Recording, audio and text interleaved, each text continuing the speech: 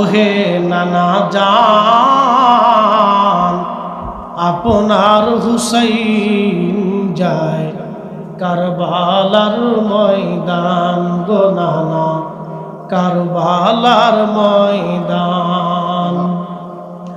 কারবালার ময়দানে যাইয়া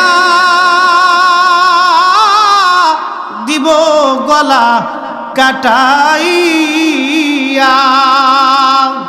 আর নায়া শিব ফিরে নানা আর নায়া শিব ফিরে মদিনা মুকাম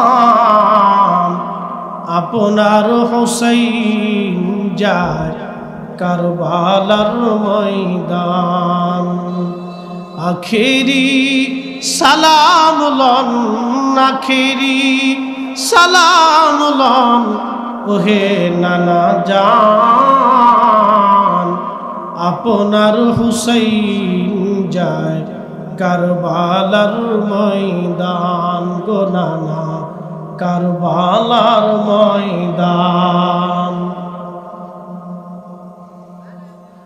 মক্কায় চলে আসছে ইমাম হুসাইন।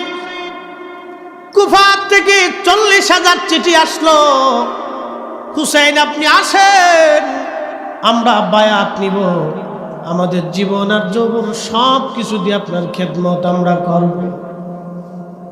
চিঠিখানা নিয়ে ইবনে আব্বাসের কাছে গেলেন। ও নানা, ইবনে আব্বাস ছিলেন রাসূলের চাচাতো ভাই। ইমাম হুসেন বললেন, নানা যান একটু দেখেন চিঠির ভাষা কেমন মনে হয়, আপনি তো আরবি ভাষায় অনেক বড় পারদর্শী। হযরত ইবনে আব্বাস বললেন, হুসাইন চিঠি তো সুন্দর, কিন্তু কুফার মানুষের ব্যবহার ভিন্ন রকম, এদের জবান একরকম, তলোয়ারের ব্যবহার অন্য রকম। হুসাইন তোমার আব্বাজানকে তারা শহীদ করেছে, এরপরে তোমার বড় ভাইকে তারা শহীদ করেছে, এবার তোমাকে দাওয়াত করতেছে না হুসাইন, তুমি মক্কায় থাকো, কখনোই তুমি কুফা যাবা না। ইমাম হুসাইন রাদিয়াল্লাহু আনহু কয়েকদিন পরে